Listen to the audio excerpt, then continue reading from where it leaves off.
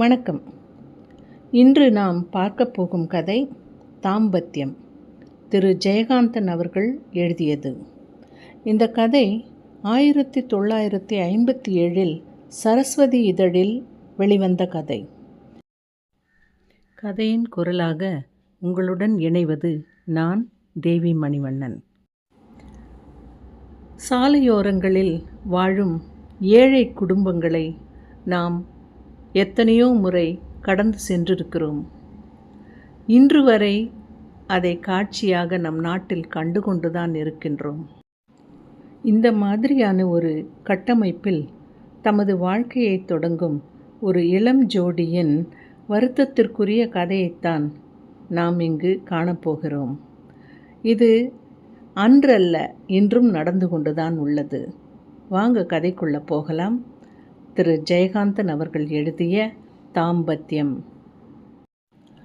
தலைச்சுமைக்கார மருதமுத்துவுக்கும் ரஞ்சிதத்துக்கும் அவர்கள் தலைவிதிப்படி அன்று மாலை கல்யாணம் நடந்தேறியது. ஆமாங்க, அதை தலைவிதின்னு தான் நம்மளும் சொல்லணும். அதாவது அரையணா கதம்பம், ஓரணா மஞ்சள் கயிறு, காலணா மஞ்சள், 3 ரூபாய்க்கு ஒரு புடவை, 2 நாவுக்கு வளையல், ஆக 5 ரூபாய் செலவில் ரிக்ஷாக்கார கூலிக்கார ஏழைக்கடவுளின் சன்னிதானத்தில் ரஞ்சிதத்தை மருதமுத்து கண்ணாலும் கட்டிக்கொண்டான். இங்கு திரு ஜெயகாந்தன் அவர்கள் அந்த கல்யாணத்திற்கு ஏற்பட்ட குறைந்த செலவை மட்டும் குறிப்பிடவில்லை. எவ்வளவு அழகாக கடவுளை கூட, சின்ன கடவுளை கொண்டு வந்து அங்கு நிறுத்தி அந்த ரிக்ஷாக்கார கடவுளின் முன் தான் அவர்கள் திருமணத்தை முடித்து கொண்டார்கள் என்பதை என்ன ஒரு அழகாக நம்மிடம் கொண்டு வந்து சேர்க்கிறார். 5 ரூபாயை சேர்ப்பதற்கு அவன் ஒரு மாதம் முழுவதும் சிரமப்பட வேண்டியிருந்தது. தனக்கு கிடைக்கும் கூலிக்காசில் தினந்தோறும் 2 அணா 3 அணாவாக சேர்த்தான். தன் கையில் இருந்தால் செலவாகிவிடும் என்று பயந்து மூலக்கடை சாய்புவிடம் கொடுத்து சேமித்தான். அதற்குள் தான் அந்த ரஞ்சிதத்துக்கு என்ன அவசரம்? முதலில் மருதமுத்து கல்யாணத்துக்கு ஒப்புக்கொள்ளவில்லை. அதற்கு அவசியம் இருக்கிறதா அவன் நினைக்கல. ஏன்னா அங்கு வாழ்ந்தவங்களுடைய வாழ்க்கை முறை பார்த்திங்கன்னா எல்லாம் தற்காலிகமாக சந்தர்ப்பவசத்தினால் அமைந்தது தான். ஆனால் அதுக்கு அந்த பட்டிக்காடு பெண்ணான ரஞ்சிதம் ஒப்புக்கலையே. மேளதாளம் இல்லாட்டியும் கூரையும் தாலியுமாவது கட்டிக்க வேணாமா? சாமி முன்னால் நின்று சத்தியம் செஞ்சுக்குவோம், இது கூட இல்லாட்டி கட்டிக்கிறதுக்கும் சேர்த்து வச்சுக்கிறதுக்கும் என்ன மச்சான் வித்தியாசம் என்று தர்க்கம் புரிய ஆரம்பித்தாள். மருதமுத்துவுக்கும் அவள் சொல்வது சரி என்றே பட்டது. அதனால் ஒப்புக்கொண்டான். ரஞ்சிதத்துக்கு தன் மச்சான் ஒப்புக்கொண்டதில் பரம சந்தோஷம்.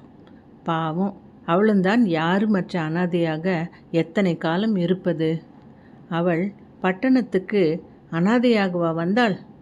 அவள் அப்பன் பட்டணத்தில் கைவண்டி இழுத்து பிழைத்து கொண்டிருந்த பொழுது அவள் திண்டிவனத்தை அடுத்த முண்டியம்பாக்கத்தில் தன் தாயுடன் பயிர் வேலை செய்து கொண்டிருந்தாள்.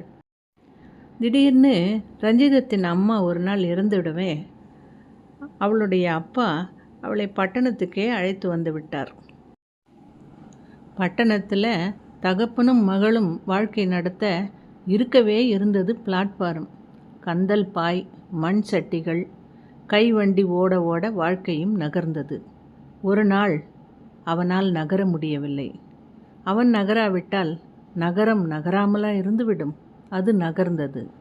பிளாட்பாரத்தில் கிடக்கும் கூலிக்காரனின் சவத்தை திரும்பி கூட பார்க்காமல் அது நகர்ந்தது. நாகரிகம் நகர்ந்து கொண்டிருந்த அந்த வீதியில் 4 பேர் தோள் மீது கடைசி பிரயாணத்தை தொடங்கிவிட்ட அப்பனின் பிரிவை சகிக்க முடியாத அனாதை ரஞ்சிதம் புலம்பி புரண்டு கதறிக்கொண்டிருந்தாள். நான் அனாதை ஆயிட்டேனே என்று கதறிக்கொண்டிருந்த ரஞ்சிதத்தின் செவிகளில் அழாதே, நான் இருக்கிறேன் என்ற கனிவுமிக்க குரல் ஒலித்தது. ரஞ்சிதம் திகைத்தாள். திரும்பி பார்த்த பொழுது தன் மச்சான் மருதமுத்து நிற்பதைக் கண்டவுடன் ஓவென்று கதறினாள். அவன் அவளை தேற்றினான். வர வர அவள் தன் அப்பனை நினைத்து அழுவதையே நிறுத்திவிட்டாள். அதற்குத்தான் அவன் அவசியம் இல்லாதபடி செய்துவிட்டானே. அப்படி என்ன செய்தான்? ஒரு வார்த்தை தான் சொன்னான். நீ எதுக்கும் கவலைப்படாத, நான் உன்னை கண்ணாலம் கட்டிக்கிறேன், வீணா அழாத என்று அவன் ஆறுதல் சொன்னதும் அழுது கொண்டிருந்த அவள் அவனை ஏறிட்டு நோக்கினாள். கலங்கிய விழிகள் பரவசத்தால் படபடத்தன. என் கண்ணான உன்னை நான் கண்ணாலும் கட்டிக்குவேன் என்று கூறி அவன் லேசாகச் சிரித்தான். அவள் உதடுகளில் மகிழ்ச்சி துடிதுடிக்க நாணத்தால் தலைகுனிந்தாள். அதன் பிறகு தினந்தோறும் அவள்தான் அவனுக்கு சோறு பொங்கி பரிமாறினாள். அவளும் அவனும் கண்ணாலம் கட்டிக்கொள்ளப் போகிறார்கள் என்று அடுத்த அடுப்புக்காரிகளெல்லாம் பேசினார்களாம். என்ன அழகாக திரு ஜெயகாந்தன் கூறுகிறார். ஆம், அடுத்த அடுப்புக்காரிகள் என்று அவர் சொல்லுவது அடுத்த வீட்டுக்காரர்கள் என்று சொன்னால் சரிவராது. பிளாட்பாரவாசிகளின் குடும்பங்களை பிரித்து காட்டுவது அடுப்புகள் தான் என்கிறார் அவர். மருதமுத்து கொத்தவால் சாவடியில் தலைச்சுமை கூலி. தினசரி கிடைக்கும் 6 8 வருமானத்தில் 2 ஓரணா எப்படியோ மீதம் பிடித்து கொண்டு மிகுதியை ரஞ்சிதத்திடம் கொடுத்து விடுவான். பகலெல்லாம் கூலி வேலை. மாலை நேரங்களில் அவளிடம் சிரித்து சிரித்து பேசுவதன் விளைவாய் இரவு நேரங்களில் அவன் மனம் அவளை எண்ணி தவியாய் தவிக்கும். எதிர்கால இன்பத்திற்காக நிகழ்காலத்திலேயே துடியாய் துடிக்கும். ஆனால் ரஞ்சிதம் அதற்கெல்லாம் மசிபவள் அல்ல. ஏனென்றால் அவள் பட்டணத்திற்கு வந்து அதிக நாள் ஆகிவிடவில்லை. இன்னும் பட்டிக்காட்டுத்தனம் இருந்தது. சாமி முன்னாடி நின்று சத்தியம் பண்ணி தாலி கட்டினாத்தான் என்று கண்டிப்பாக சொல்லிவிட்டாள். கடைசியில் எப்படியோ காசு சேர்ந்து விட்டது. சோறு விற்கும் கிழவி ஒருத்தி மருதமுத்துவையும் ரஞ்சிதத்தையும் பார்த்து மவராசியா வாழணும் என்று ஆசிர்வதித்தாள். என்ன மச்சான், கண்ணால சாப்பாடு எப்போ என்று பரிகாசம் பேசி மகிழ்ந்தான் அவன் சகாக்களில் ஒருவன். சிறுவர்கள் சிலர் அவனிடம் வெகுமானம் கேட்டனர். அவனும் சிரித்து கொண்டே 2-3 காலனாக்களை வெகுமானமாக அளித்தான். லோன் ஸ்கொயர் பார்க்கின் கம்பி வேலியின் ஓரமாக எழுந்தருளியிருக்கும் பிள்ளையாரின் புறாக்கூண்டு போன்ற மகா சன்னிதானத்தில் அவன் ஏற்றி வைத்த தர்ம விளக்கு ஜோதியாய் சுடராய் ஒளியாய் மகா ஓமமாய் எரிந்து கொண்டிருந்தது. ஓரணா கடலை எண்ணெய் அல்லவா ஊற்றியிருக்கிறான். பார்க்குக்கு எதிரே மாதா கோயில் சுவர் ஓரமாக கட்டை வண்டி, கை வண்டி, குப்பை தொட்டி முதலியவற்றின் இணைப்பிரியா ஒட்டுறவுடன் நிலைத்துவிட்ட அடுப்பில் மீன் குழம்பு கொதித்து கொண்டிருந்தது. கஞ்சி மொடமொடக்கும் புதுப்புடவையின் விரைப்போடு கூடிய கொசுவத்தை மடக்கி கால்களுக்கிடையே செருகிக் கொண்டு குனிந்து நின்று குழம்பை துழாவிக் கொண்டிருந்த ரஞ்சிதத்தின் கைகளில் கலகலக்கும் கண்ணாடி வளையல்களிலும் கழுத்தில் தொங்கிய மஞ்சள் சரட்டிலும் மஞ்சள் பூசிய கன்னக்கதுப்பிலும் நெற்றியில் ஜொலித்த குங்கும பொட்டின் ஜிகினா தூளிலும் அடுப்பில் கனன்ற தீஜுவாலை நாற்புறமும் சுழன்று நெளிந்து குழம்பு சட்டியின் அடிபாகத்தை நக்கி நிமிர்ந்த தீநாக்குகளின் செவ்வொளி பட்டு படர்ந்து பிரகாசித்தது. அவள் முகத்தில் புதிய, இதுவரை அவன் காணாத, அனுபவிக்காத ஒரு அழகு, ஒரு தேஜஸ், ஒரு மயக்கம், ஒரு லாகிரி என்னவோ தோன்றியது. அவள் முகத்தையே பார்த்து கொண்டு அவள் அருகே குத்துக்காலிட்டு உட்கார்ந்திருந்தான் மருதை. அவன் இதழ்கடையில் சிரிப்பு சுழித்தது. கீழுதட்டை அமுக்கி பற்களால் கடித்தவாறு புருவங்களை உயர்த்தி முகத்தை சாய்த்து ஒரு கோணல் பார்வையோடு பெருமூச்செறிந்தான். ஏ குட்டி, கொஞ்சம் நெருப்பு எடு. ஒரு பீடியை எடுத்து வாயில் வைத்து கொண்டு கேட்டான். ஐயே, கூப்பிடுறத பாரு, குட்டியாமில்ல குட்டி என்று முனகிக்கொண்டே தீ பற்றிய சுள்ளி ஒன்றை எடுத்து அவனிடம் நீட்டினாள். சுள்ளியை வாங்கும் பொழுது அவள் கையையும் சேர்த்து பற்றி கொண்ட மருதமுத்து அவள் கரங்களில் அடுக்கியிருந்த கண்ணாடி வளையல்களோடு விளையாடிக்கொண்டே கொஞ்சுகின்ற குரலில், கண்ணாலம் கண்ணாலம்னு கண்ணாலம் கட்டியாச்சு, இப்போ என்ன சொல்லுவியோ என்று குரலை தாழ்த்தி அவள் காதருகே குனிந்து ரகசியமாக என்னமோ கூறினான். அதைத் தொடர்ந்து கண்ணாடி வளையல்களோடு அவள் சிரிப்பும் சேர்ந்து கலகலக்க, கையை உடு மச்சான், அடுப்பில் குழம்பு கொதிக்குது என்று சிணுங்கிக் கொண்டே அவன் பிடியிலிருந்து கைகளை விடுவித்து கொண்டே ரஞ்சிதம் முன்றானையால் முகத்தை மூடி உள்ளூர சிரித்து கொண்டாள். அப்படி அவன் என்னதான் கேட்டானோ? அவளை வெட்கம் பிடுங்கி தின்றது. சொன்னாதான். இனிமே என்னை என்ன கேட்கறது என்று சொல்லிவிட்டு மறுபுறம் திரும்பி அடுப்பை கவனிக்க முனைந்தாள் ரஞ்சிதம். அவள் முதுகில் என்னமோ நமைத்தது. உடல் முழுவதும் சிலிர்த்தது. சோறு சமைத்து குழம்பு காய்ச்சி புருஷனுக்கு விருந்து படைத்துவிட்டு தானும் சாப்பிட உட்கார்ந்தாள். எல்லாம் நடுத்தெருவில்தான். ரஞ்சி, நான் பார்க்கில் அந்த மூளை பெஞ்சிலேயே படுத்திருக்கேன் என்று மற்றவர்கள் காதில் விழாதபடி சொல்லிவிட்டு சென்றான் மருதமுத்து. சோறும் குழம்பும் நன்றாகத்தான் இருந்தது என்றாலும் ரஞ்சிதத்திற்கு சோறு கொள்ளவில்லை. மணி 10க்கு மேலாகிவிட்டது. பார்க்கில் உள்ள மூளை பெஞ்சில் மருதமுத்து புரண்டு புரண்டு படுத்து கொண்டிருந்தான். பெஞ்சுக்கு கீழே கிழிந்த பாயும் பழைய போர்வையும் கிடந்தன. அவன் விரல்களுக்கிடையே பீடி நெருப்பு கனிந்து கொண்டிருந்தது. இன்னும் தெருவில் சந்தடி அடங்கவில்லை. ரஞ்சிதம் தயங்கி தயங்கி மெல்ல மெல்ல அசைந்து பார்க்குக்குள் நுழைந்தாள். அவன் அருகே தலைமாட்டில் அவனுக்கு தெரியாமல் வந்து நின்றாள். தன் பின்னால் அவள் வந்து நிற்பதை அறிந்தும் அறியாதவன் போல் கண்களை மூடிக்கொண்டு படுத்திருந்தான் மருதமுத்து. தான் தூங்கிவிட்டதாக அவள் எண்ணிக்கொள்ளட்டும் என்று லேசாக குரட்டை விட்டான். ஆனால் அவன் கையில் புகைந்து கொண்டிருந்த பீடி துண்டு அவனை அவளுக்கு காட்டி கொடுத்து விட்டது. அவளுக்கு சிரிப்பு வந்தது. சிரிப்பை அடக்கி கொண்டு மௌனமாய் நின்றிருந்தாள். அவளுக்கு கழுத்து நரம்புகளில் உள்ளூர என்னவோ உரசி கிளுகிழுத்து ஓடி உடல் முழுவதும் பரவுவது போல் இருந்தது. அவனுக்கும் அங்கு நிலவிய மௌனம் சிரிப்பை மூட்டியது. அவன் அடக்கி பார்த்தான். அவன் முகத்தில் சிரிப்பின் ரேகைகள் ஓடி பாய்ந்து கழுக்கென்று குரலும் வெடித்துவிட்டது. அவளும் சிரித்தாள். இருவரும் ஒருவரை பார்த்து ஒருவர் காரணமின்றியோ காரணத்தோடோ விழுந்து விழுந்து சிரித்தனர்.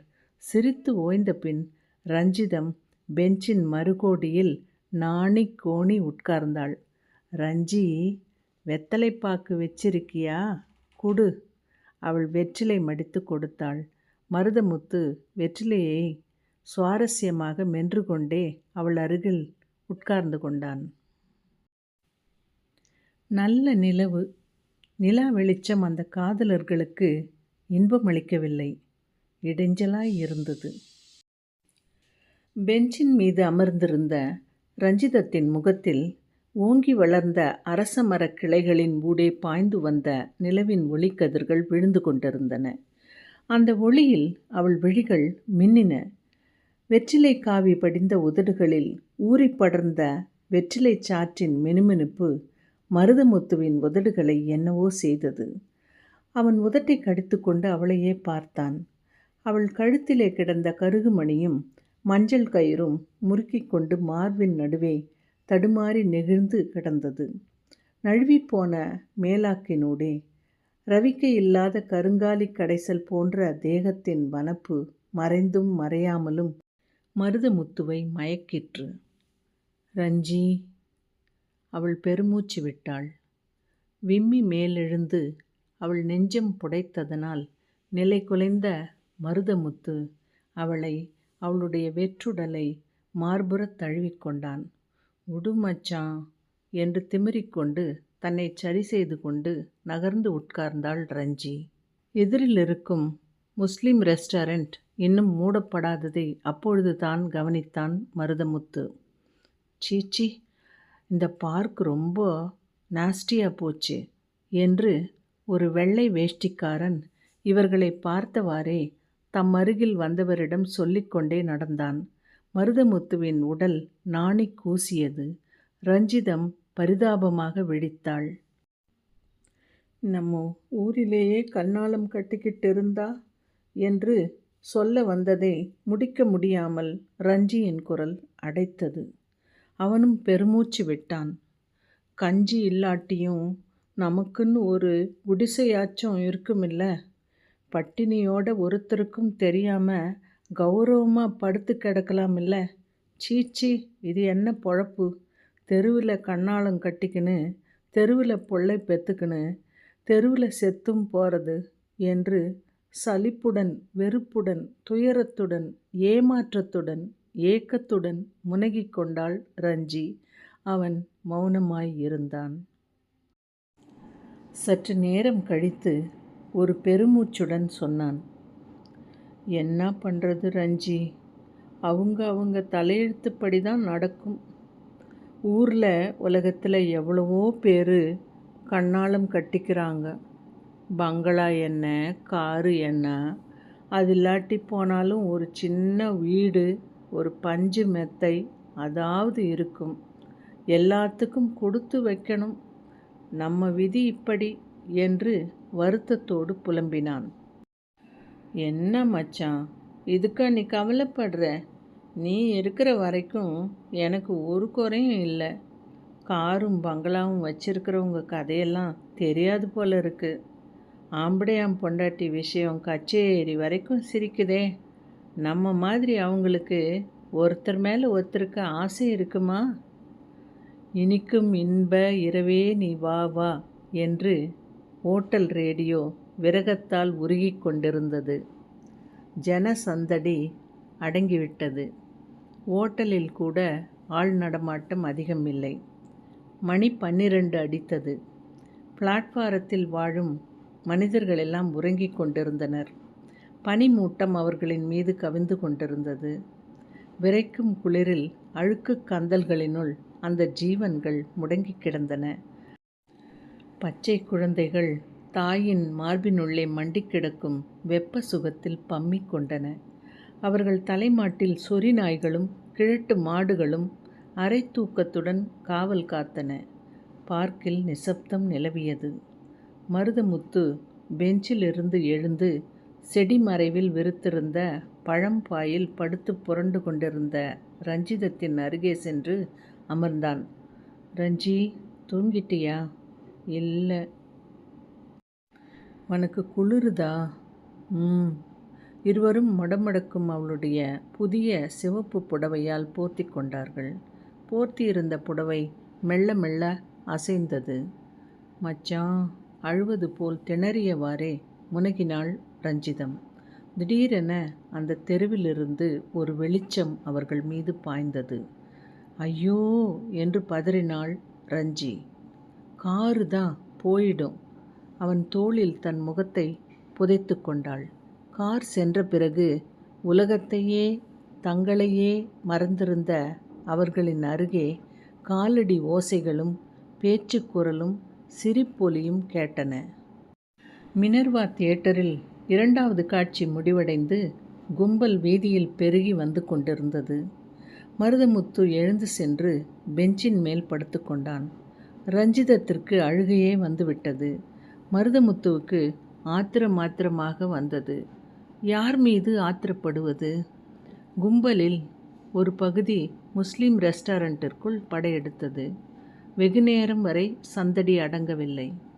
மணி 1 அடித்தது. முஸ்லீம் ரெஸ்டாரண்ட்டில் ஆளரவமே இல்லை. பார்க் அருகே ஒரு ரிக்ஷாக்காரன் நின்றிருந்தான். அவன் அருகே ஒரு மஸ்லின் ஜிப்பாக்காரன். அப்புறம் என்ன சொல்கிற? வாசாமி, நல்ல ஸ்டூடெண்ட்ஸுங்க தான். வண்டியில் ஏறு சார், போகும்போது பேசிக்குவோம். மஸ்லின் ஜிப்பாக்காரனை ஏற்றிக்கொண்டு நகர்ந்து பிராட்வேயிலிருந்து பிரியும் ஒரு சிறிய சந்தில் நுழைந்து விரைந்து மறைந்தது ரிக்ஷா. தோ, இதுவும் ஒரு பொழைப்பா? கஷ்டப்பட்டு வண்டி வலிக்கிற அந்த கழுதைக்கு ஏன் இந்த பேமானி புத்தி என்று காரி விமிழ்ந்தான் மருதமுத்து. என்ன மச்சான் திட்டுற? ஊரும் உலகமும் இருக்கிறதை பார்த்தா திட்டாமல் எப்படி இருக்கிறது? இன்னும் உனக்கு தூக்கம் வரலையா? எப்படி வரும் என்று தனக்குத்தானே பேசிக்கொண்டான் மருதமுத்து. நிலவு மேகத்தில் மறைந்தது. ஒளிமிக்க அந்த பூர்ணிம இரவும் இருண்டது. முஸ்லீம் ரெஸ்டாரண்ட்டும் மூடப்பட்டது. மனித சந்தடியே அற்று போயிற்று. ஒரே அமைதி. பார்க்கினுள் நெடுது வளர்ந்திருந்த அரசமரக் கிளைகளில் காகங்கள் சலசலத்தன. விடிந்து விட்டது போன்ற பிரமை போலும். சில காகங்கள் கரைந்தன. வெளிரிய இருளின் பிடிப்பில் ஊமைத்தனம் போல் நட்சத்திர ஒளி ஜாடை காட்டிற்று. நாய் ஒன்று எழுந்து நின்று உடலை வளைத்து முறித்து சடசடத்து உதறிக்கொண்டு அலுப்பு தீர்ந்தது போல் எங்கோ நோக்கி வேகமாக ஓடியது. மணி 2 அடித்தது. ரஞ்சி. அவள் மௌனமாக இருந்தாள். ரஞ்சி. பெஞ்சு காலியாக இருந்தது. செடி மறைவில் இலையோ இருளோ அசைந்தது. டக் டக் டக்.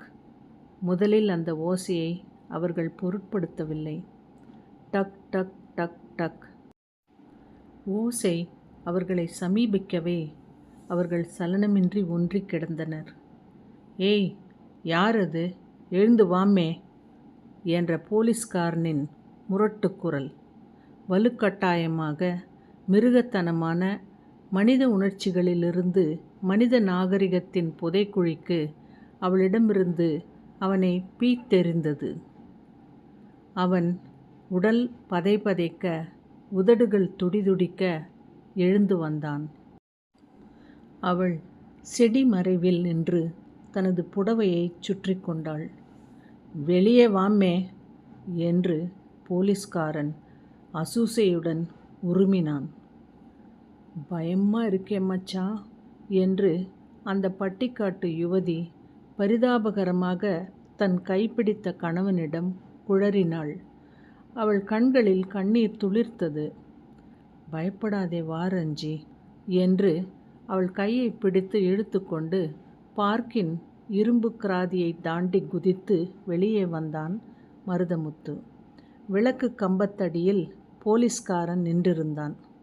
யாரா நீ என்று சிகரெட் புகையை அவன் முகத்தில் ஊதிவிட்டான் போலீஸ்காரன். வந்து கூடைக்காரன் சாமி.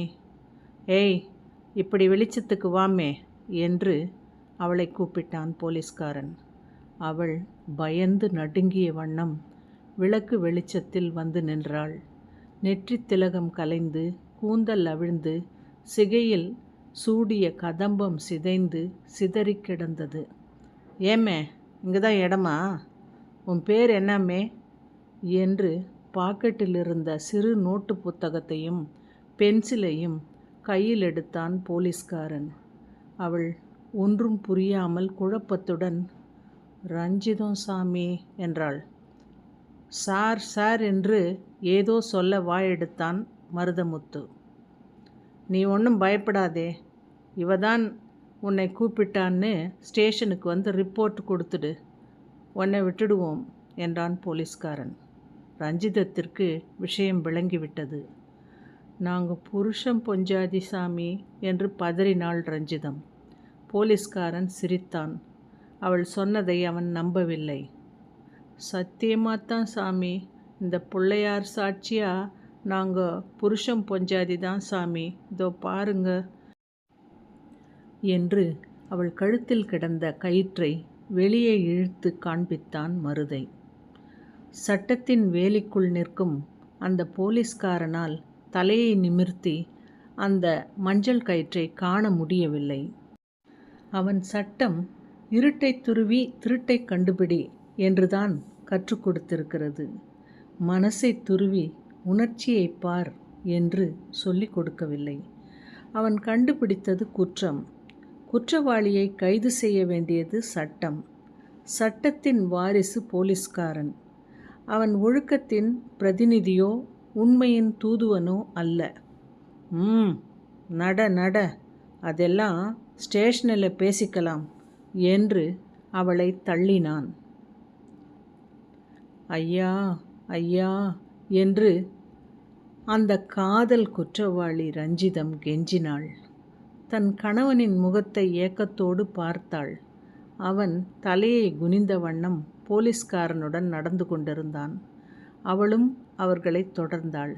ஊரே அடங்கிய அந்த அமைதியான இரவில் அந்த நகரத்தின் பெரிய வீதியில் சட்டத்தின் இருதய துடிப்பு போல் ஜீவனுடன் கம்பீரமாக போலீஸ்காரனின் பூட்ஸ்களின் சப்தம் டக் டக் என்று ஒலித்தது. ரஞ்சிதத்திற்கு தன் இருதயத்தில் யாரோ மிதிப்பது போல் பக் பக் என்று நெஞ்சு துடித்தது. எதன் மீதோ மிதித்து நசுக்கி நடந்து செல்லும் சட்டத்தின் காலடி ஓசை அது. அதோ டக் டாக் டக் டக் டக். இந்த கதையை படித்த பின்போ அல்லது கேட்ட பின்போ ஒவ்வொருவர் மனதிலும் எழும் கேள்வி, பாவி பெண்ணே ரஞ்சிதம், உனக்குன்னு ஒதுங்க ஒரு குடிசை இருந்திருந்தா உனக்கு இந்த கஷ்டம் வந்திருக்குமா? யாரைத்தான் நாம் குறை சொல்வது என்று தோன்றும். இன்றும் நாம் ரஞ்சிதம் மருதமுத்து போன்ற தம்பதியரை சாலை ஓரங்களில் சந்தித்து கொண்டுதான் உள்ளோம். கண்களில் நீர் நிறைகிறது. அன்பு நேயர்களே, உங்கள் கருத்துக்களை மறக்காமல் கமெண்ட் செக்ஷனில் பதிவிடுங்க. சேனலை சப்ஸ்கிரைப் பண்ணிக்கங்க. மீண்டும் சந்திப்போம்.